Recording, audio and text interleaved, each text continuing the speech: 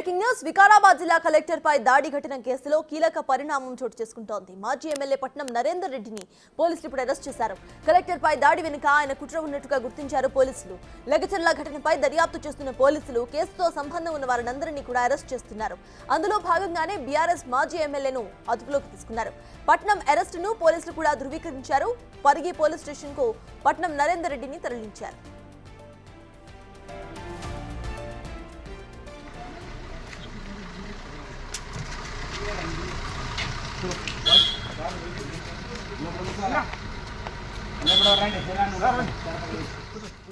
దాడికి ముందు తాను ప్రధాన నిందితుడు సురేష్ తో మాట్లాడానని నిన్న పట్నం నరేందర్ రెడ్డి కూడా ఒప్పుకున్నారు.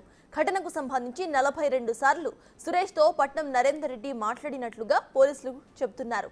అయితే నిందితులు ఎంతటి వారైనా సరే వదిలిపెట్టబోమని ఐజీ సత్యనారాయణ చెబుతున్నారు.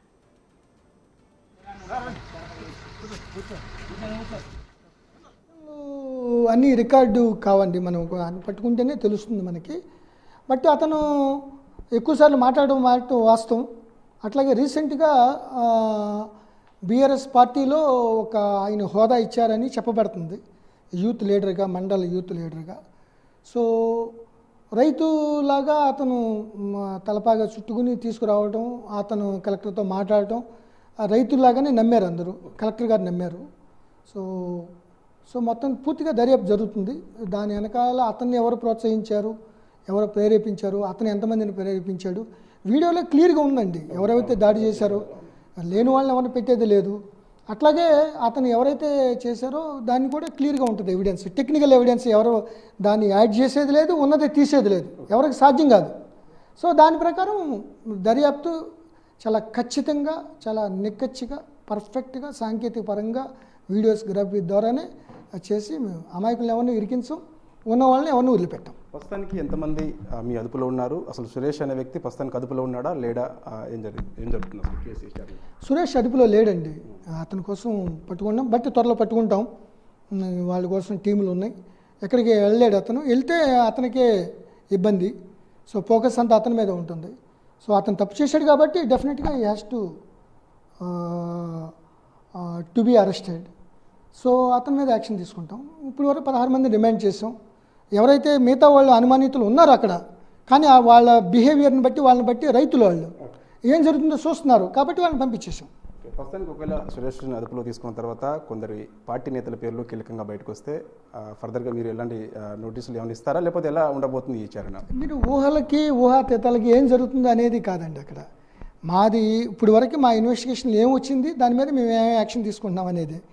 సో ఉన్న ఎవిడెన్స్ని బట్టి, దర్యాప్తులో వచ్చిన అంశాల ప్రకారం చట్టపరంగా మేము ఎవరైతే దాని బాధ్యులో వాళ్ళపై యాక్షన్ తీసుకోవడం జరుగుతుంది.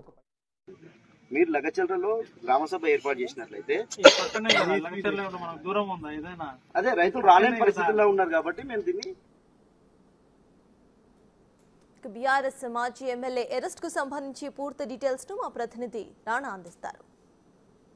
కలెక్టర్పై స్థానికులు చేసినటువంటి దాడి ఘటనలో ఈ కేసులో పాత్రధారి, సూత్రధారి అయినటువంటి బీఆర్ఎస్ నేత సురేష్ ఎవరుతున్నారు. సురేష్ కోసం ప్రత్యేకమైన బృందాలు గాలింపు చర్యలు చేపట్టినటువంటి నేపథ్యం కనపడుతుంది. సురేష్ కిను ఇటు ఏదైతే బీఆర్ఎస్ నేత పట్నం నరేందర్ రెడ్డికి దాదాపు చాలా వరకు కూడా కాల్స్ చేసినట్టుగా పోలీసులు దాదాపు ఈ 48 గంటల్లోనే ఎక్కువ కాల్స్ కూడా చేసినట్టుగా ముందుగానే రాళ్లను, కర్రలను అవన్నీ కూడా రెడీ చేసుకున్న తర్వాత దాడి చేయించారనేది కూడా ఐజీ సత్యనారాయణ చెప్పినటువంటి నేపథ్యం అయితే కనపడుతుంది. సో లగచర్ల ఇప్పుడు రాష్ట్ర వ్యాప్తంగా కూడా ఒక సంచలనం సృష్టించింది. ఎక్కడ చూసినప్పుడు ఈ ఊరు గురించే చెప్పుకుంటున్న పరిస్థితి కనపడుతుంది. పక్కన ఉన్నటువంటి తండాలోని కొంతమంది వాసులు వారిపైన దాడులు చేశారనేది కూడా పోలీసులు అయితే చెప్తున్నటువంటి నేపథ్యం కనపడుతుంది. అయితే ప్రస్తుతం అయితే ఇక్కడ ఎటువంటి ఉద్రిక్తమైనటువంటి సిచ్యువేషన్ లేదు, చాలా నార్మల్ సిచ్యువేషన్ అయితే ఉంది. ఎందుకంటే ఇప్పటికే వీడియోలో ఉన్నటువంటి వాళ్ళందరినీ గుర్తించి అరెస్ట్ చేసినారు కాబట్టి ప్రజాభిప్రాయం సేకరించేందుకే కలెక్టర్ ప్రతి గ్రామానికి కూడా ఆయన వస్తున్నప్పుడు ఈ పక్కన వేరే గ్రామంకి వచ్చినప్పుడు ఇక్కడ లగచర్లకు సంబంధించిన విషయంలో సురేష్ కావాలని కలెక్టర్ దగ్గరికి వెళ్ళి ఇక్కడి నుంచి 1 కిలోమీటర్ దూరంలో 2 కిలోమీటర్ దూరంలో మా ఊరు కూడా ఉన్నారు, మా ఊరు దగ్గర కూడా రండి అనేసి కూడా ఆయన్ని ఒప్పించి తీసుకొచ్చినట్టు, తీసుకురాగానే వెంటనే మాట్లాడుతున్నప్పుడే వెనక నుంచి కొంతమంది బూతులు తిట్టడము, ఒకసారిగా ముందు వైపుకి రావడం, తర్వాత ఇటు ముందున్నటువంటి కొంతమంది అయితే ఏకంగా కార్ల మీద రాళ్ళు ఇవన్నీ వేసి మొత్తం కార్లంతా కూడా ధ్వంసం చేసినటువంటి నేపథ్యం అయితే కనపడుతుంది.